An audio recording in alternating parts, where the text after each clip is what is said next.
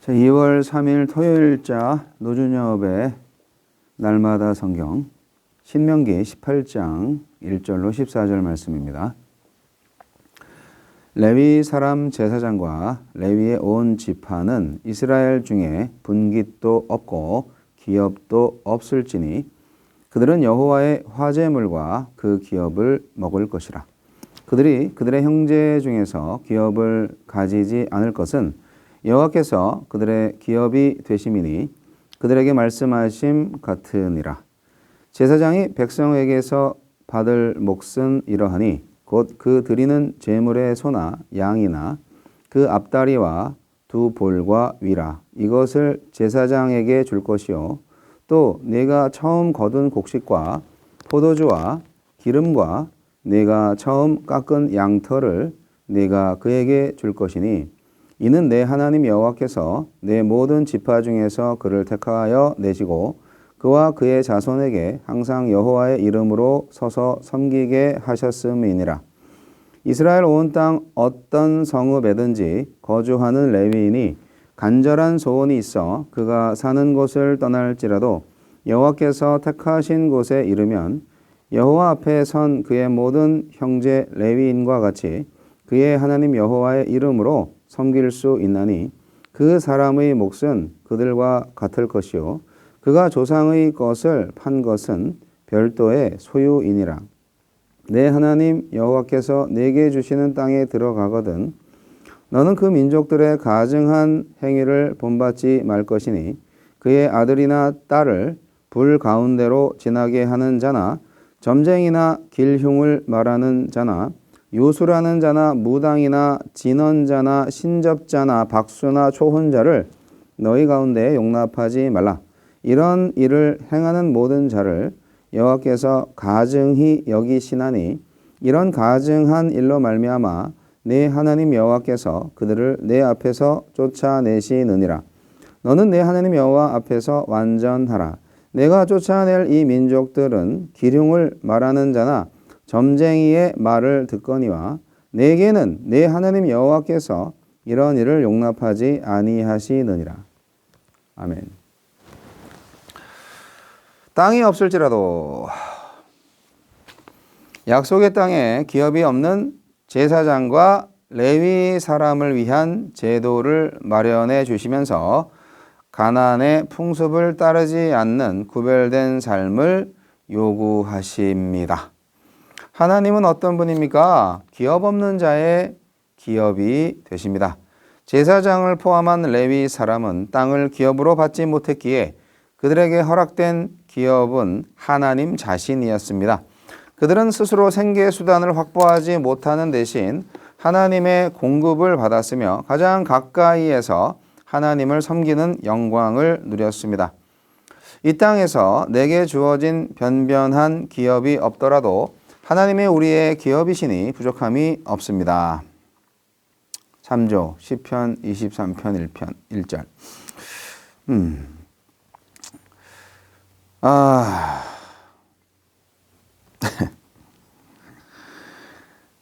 13절 우리가 하나님 앞에서 완전하길 바라십니다. 도저히 이르지 못할 기대 같지만 하나님이 명령하셨으니 도우시고 이끄실 것입니다.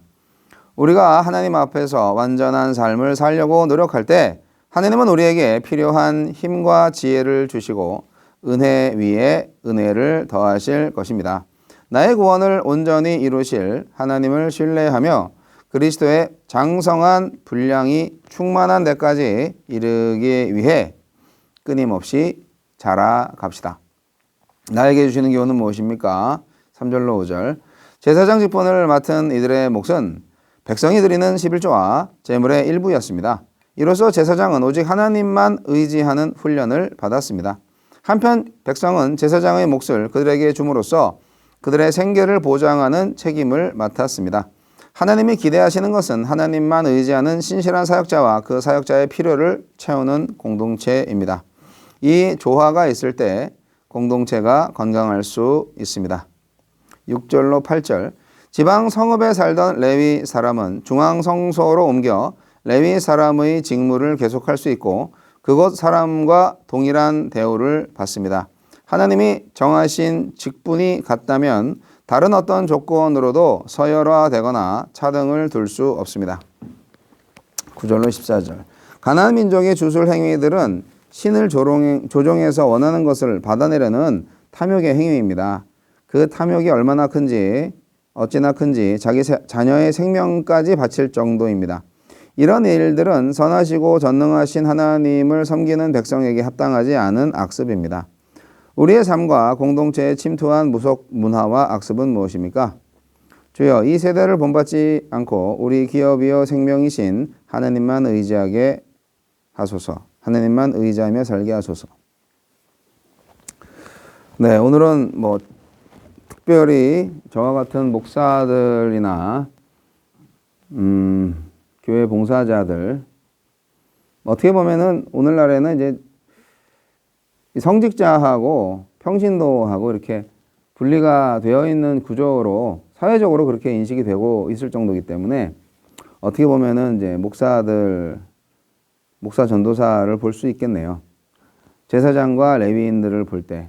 근데 과거 이스라엘에서 레위인들이 많았죠. 지파 하나가 이제 제사 일을 담당했으니까 엄청난 일을 해야만 하는 거였죠. 왜냐하면 맨날 제사를 해야 되는, 전 국민이 제사를 해야 되는데 그 사람들 성막에 왔다 갔다 하면 얼마나 또 지저분해지겠어요. 청소도 해야 되고 그 성막과 성막 기구들도 다 정리해야 되고 그런 일들이 굉장히 많죠. 그리고 이제 광야에서는 또 엄청났죠. 왜냐하면 움직여라 그러면은 성막 그거를 다 해체했다가 다시 날랐다가 그걸 다시 조립하고 그래야 되는 엄청난 노가다였을 거예요. 이제 가나안에 들어가서도 이제 성막이 있죠. 성막이 이제 움직일 필요는 없겠죠. 그래서 그거는 좀 없어졌지만 그래도 할 일이 많았을 겁니다.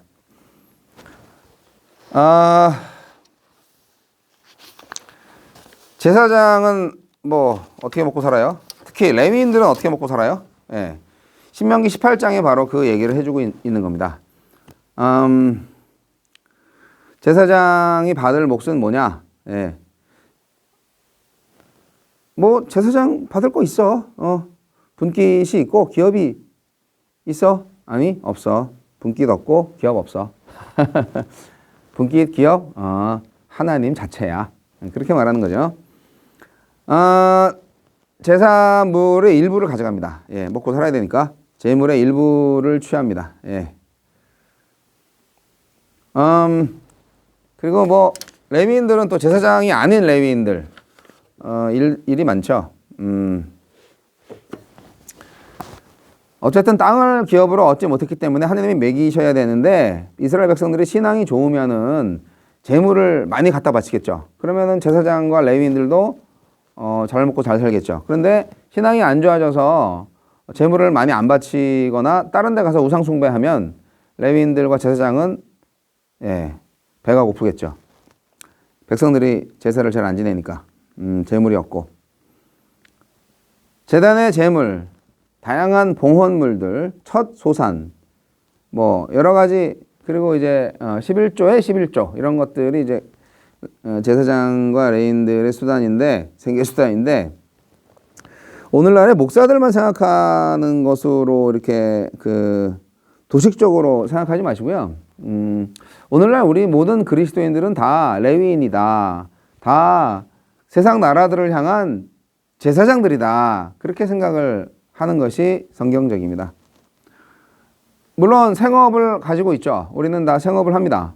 직업을 가지고 있고. 그런데 믿지 않는 사람들에 대해서 우리가 그들에게 하나님의 복음을 전해주고 그들이 하나님을 예배할 수 있도록 섬겨야 되는 대상으로 생각을 해야 되잖아요. 그게 진정한 세계를 향한 우리의 선교적 마인드죠. 하나님이 내가 지금 일을 열심히 해서 돈을 벌어서 가족을 먹이고 나도 먹고 산다고 해도 그것을 주신 이가 하나님이다라는 믿음이 온전한 믿음입니다. 오늘날의 그런 영적 의미를 좀 살려서 모든 직업에 있어서 하나님의 은혜에 감사하는 레위인으로서 살아가는 믿음이 필요하다. 그렇게 말씀드리고 싶고요.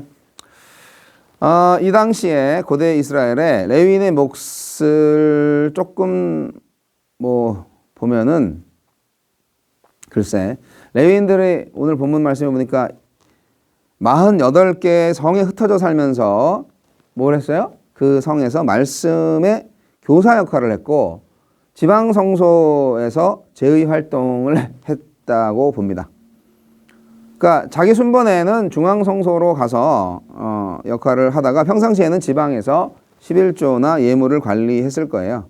그러니까 다른 곳으로 주거지를 옮겨서도 하나님께서 정하신 성소에서 형제들과 함께 직무를 이어갔던 거죠. 백성들이 뭐 사방팔방에 다 흩어져 사는데 다 중앙에 와서 예배하라고 할 수는 없잖아요. 교통수단도 많은데 적은데 이런 걸 보면은 우리가 큰 교회만 가지 말고 지방에도 좀 많이 가서 섬겨야 되지 않나 이런 생각도 해보고요. 우리가 모이는 교회로서 살아가는 것도 필요하지만 흩어지는 교회로 살아가는 것이 정말 필요하지 않나. 지교회 중심의 신앙이 아니라 어디를 가든지 그냥 지역 교회 중심으로만 우리가 신앙생활 많이 하는 경향이 있거든요. 아직도 우리나라 사람들, 뭐 미국도 마찬가지지만 우리가 어딜 가든지 뭐 주일날 교회 안 나갈 수도 있죠. 자기가 섬기는 교회가 뭐 있죠. 거기에 11조 바치고 봉사직도 있죠. 하지만 어떨 때는 지방에 갈 수도 있다 이거죠. 그러면 그곳에서도 주님의 교회가 있을 겁니다. 교회 예배당만을 말하는 것이 아니라 우리가 섬겨야 할 하나님이 사랑하시는 사람들이 있다는 거죠. 그래서 흩어지는 교회가 돼야 한다는 것도 좀 주목할 만한 일입니다. 그리고 우리가 교회를 섬기는 이제 저와 같은 목사들 생계 유지가 되도록 제대로 후원을 좀 해줘야 돼요. 목사가 그 생계 유지에 좀 어려움을 가지잖아요. 어느 정도는 버틸 수 있어요. 그런 다짐으로 이렇게 목사 안수 받고 성직자가 된 거니까. 그런데 너무 극도로 힘들면 성직자도 시험에 빠집니다. 시험에 빠지는 거를 시험하지 말고 시험에 빠지지 않도록 미리 도와주는 것이 교회 공동체의 사명이라고 생각해요. 사역자의 생계를 제대로 담당해 주면 좋습니다. 요즘 부교역자 뭐 구하기가 하늘의 별 따기라는 그 교회 사람들이 있죠. 요즘 힘든 일을 안 하니까 헌신이 없으니까 그 이유는 간단합니다. 부교역자 사례비가 적기 때문이에요.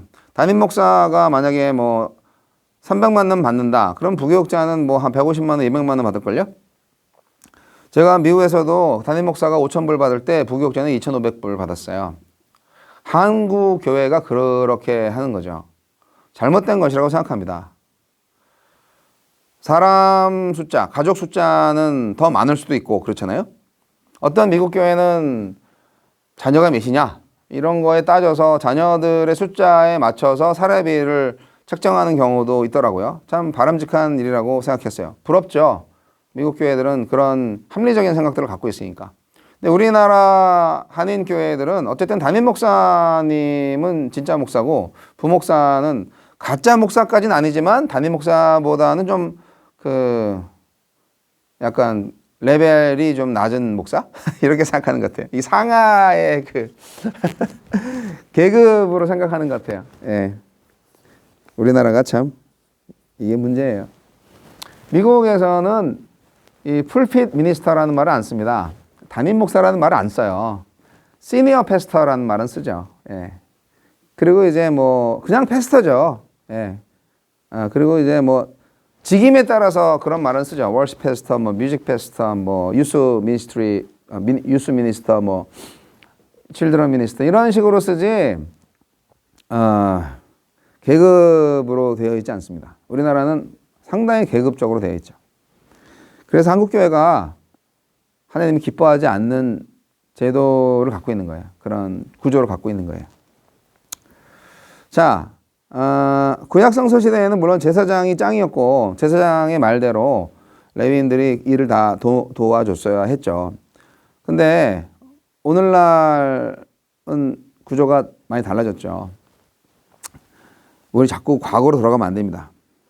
그리고 오늘 시간이 좀 많이 지났지만 한 가지 더 첨부해야 될 게 이제 레위인은 그렇게 산다 치고 피해야 할 가증한 행위, 우상 숭배하는 일이 있는데 전에도 말씀드린 적이 있지만 이 몰렉 신한테 이제 자기 자녀들을 어린 자녀들을 그냥 산채로 번제로 드리는 이런 아주 무식한 가나안 제사를 따르는 이스라엘 백성들이 있었던 것 같아요.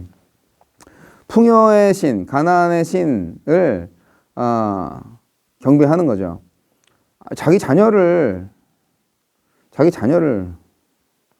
뭐 최근에 제가 뉴스 보니까 어떤 중국에서 일어난 일인 것 같은데 재혼을 위해서 그 재혼하고자 하는 그 상대 여성이 애 딸린 그 남편이 싫으니까 좀 처리했으면 좋겠다고 뭐 얘기했던지 뭐 하여간 그래서 1살짜리 2살짜리를 15층 그 건물에서 떨어뜨려서 죽였다고 그러더라고요. 결국은 나중에 밝혀져서 두 사람 다 사형 선고를 받았다는데 자기의 행복을 위해서 결혼의 행복을 사랑을 위해서 아이들을 그렇게 죽인다는 게 참 이해가 안 되는 건데 그것도 사랑의 눈이 멀어버린 거죠.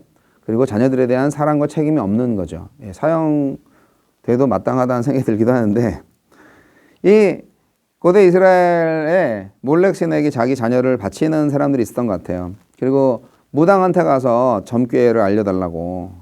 여러분 선지자들은 이런 것들을 굉장히 싫어했습니다. 권고했죠. 점수를 통해서 길흉을 말하면서 미래를 미리 알아내려는 인간의 의도는 매우 사악한 겁니다. 왜냐고요? 그거는 마치 마술과 어떤 여러 가지 그 자기들의 어떤 그런 노력으로 하늘의 시간표를 바꾸고 운명의 조작을 하는 거잖아요. 그런 걸 시도하는 거잖아요. 이건 곧 역사를 주관하시는 하나님에 대해서 정면 도전하는 겁니다. 그래서 모세는 이스라엘 백성들한테 말을 하는 겁니다. 너는 내 하나님 여호와 앞에서 완전하라. 그렇게 요구하고 있는 건데 하나님과 함께하는 불확실한 미래를 점술가들이 약속한 확실한 미래보다 더 신뢰해야 한다는 뜻이에요. 모든 이스라엘 백성들의 삶은 하나님이 알려주셔야만 미래를 알 수 있고 하나님이 인도하시는 인생길로만 가야만 정상적인 삶을 살 수가 있습니다. 그런데 그걸 넘어서서 자기가 미래를 알고 자기의 뜻대로 가려고 한다? 망하는 길이죠. 그리고 몰렉 신한테 어떻게 애들을 바쳐요? 현대에는 그런 일이 없죠. 왜 없어? 없기는.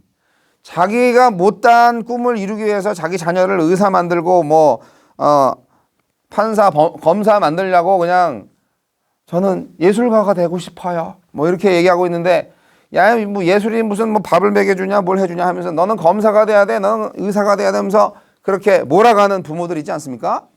그런 부모들 몰렉 신에게 바쳐주는 그 부모의 꿈을 이루기 위해서 자식을 이용하는 그런 몰렉 신에게 바치는 그런 부모하고 다를 게 없어요.